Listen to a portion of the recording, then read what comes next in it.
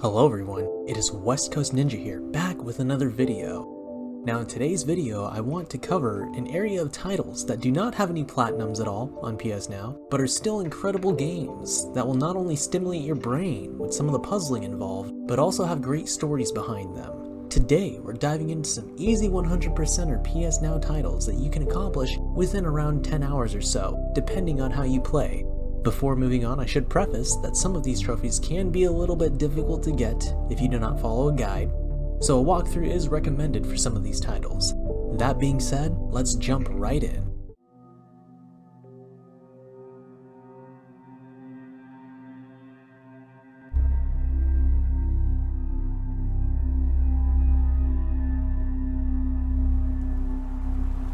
Now first up on our list is Gone Home. Gone Home is a first-person exploration video game developed and published by Fulbright Company.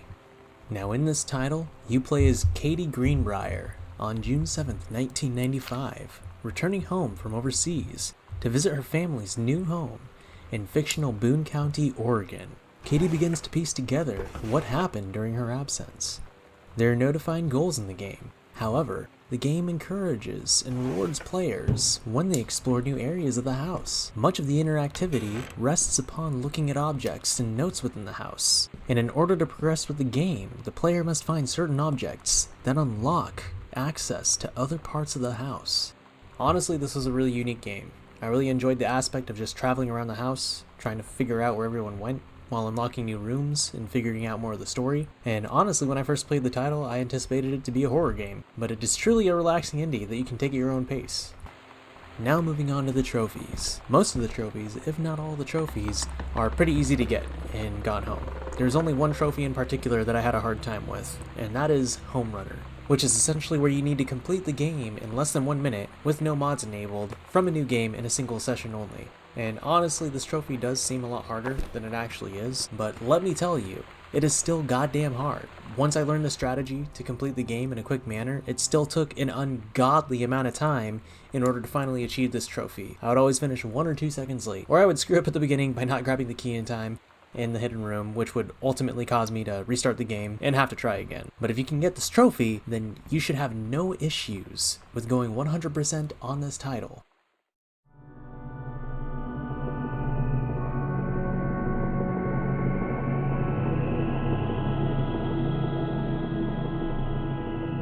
Moving on, the next title we have is The Swapper, which is a puzzle platform video game developed and published by Facepalm Games, and it is a sci-fi themed title where the player controls a female scavenger stranded aboard an abandoned research station and discovers a strange device that allows her to create clones of herself and switch her consciousness between these clones.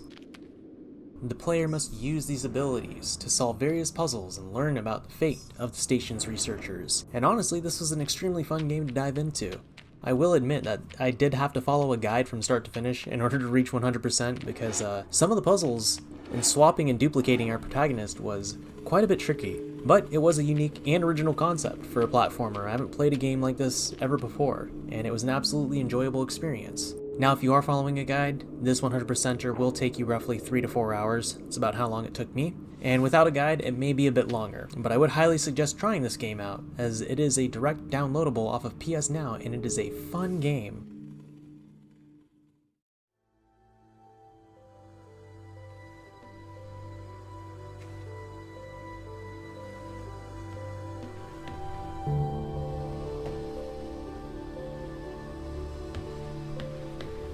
Moving on, we have the Turing Test. Now, the Turing Test is a first-person puzzle game developed by Bulkhead Interactive and published by Square Enix. And in the far future, you play as an engineer, Ava Turing, who is one of the several members of a research team sent via the International Space Agency to excavate Jupiter's moon, Europa. Ava is awoken by the Technical Operations Machine, Tom, an AI that monitors the project, and Tom tells Ava that her crewmates are in danger, and she needs to go down there to help him out. So she sets out and enters the base on Europa. Now first off, this game reminded me a lot of Portal, and the puzzles were so fun to try to figure out.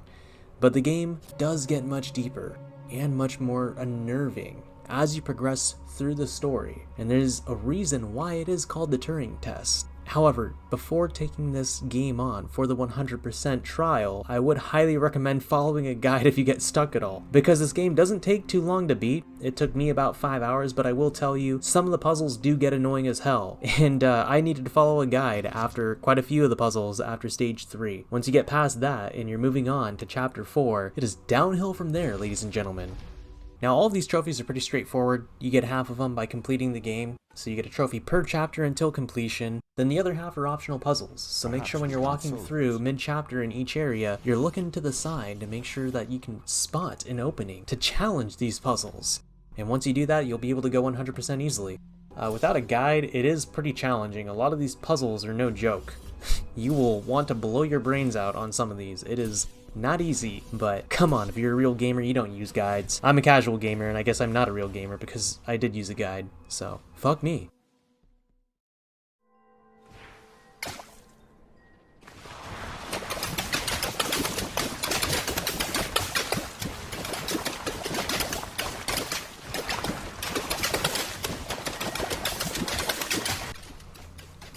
Next up, we have the Unfinished Swan, which is a first-person adventure game developed by Giant Sparrow, and the game starts with a completely white space, in which the player, a boy named Monroe, is chasing after a swan that has escaped a painting, while simultaneously learning the story of the Lonely King.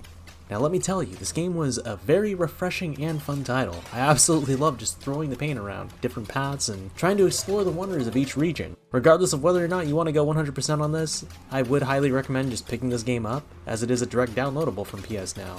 But on to the trophies. Now to go 100% on this game, it is actually quite difficult. There are 2 trophies in particular that will take a good amount of time and dedication in order to get. One of those being the Minimalist Trophy, which is where you need to reach the entire end of the game without throwing more than 3 balls. Now let me tell you, I need an ungodly amount of balls to get anywhere in this goddamn game. And not being able to navigate it all because of the white atmosphere makes this trophy a goddamn pain in order to finish. It is so difficult, and even with a guide, I still had difficulty at times trying to figure out the right amount of steps that I needed to take. Now the other trophy is a little bit easier, but it is still a little bit difficult, and that is the Balloonist, where you need to release all of the balloons. And there is one balloon in particular, in a very scary wooded area with spiders. And it is a goddamn nightmare to release, because you need to kick this ball all the way up the hill that you had to go down in order to pop it and have it fly up into the beautiful air to achieve that sweet trophy. However, with enough determination, and in about roughly 5 hours, maybe more, it took me more than 5 hours, but if you are a solid trophy hunter, then you should be able to achieve this beautiful 100% completion on your trophy list if you don't give up. So have perseverance, my friends. I promise you, every other trophy is not as difficult to pop, and if you have enough patience, you will add that game to your 100% list. So do not give up, my fellow trophy hunters. Josh? I don't know if you can hear me, but... Oh, I hate these things.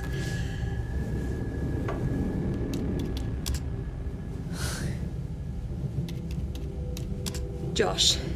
Now next up, we have The Observation.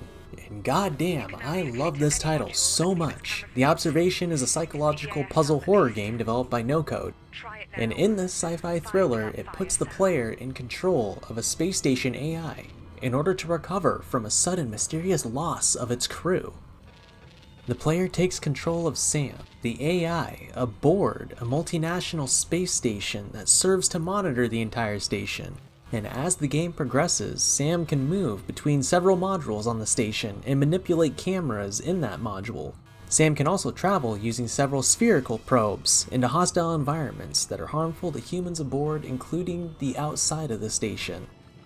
But man, I had just such a good time playing this game.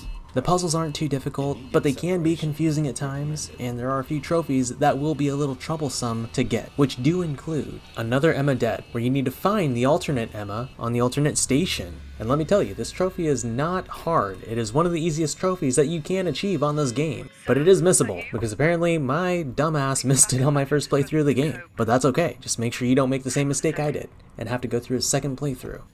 Next on the list is All the Worlds Are Yours.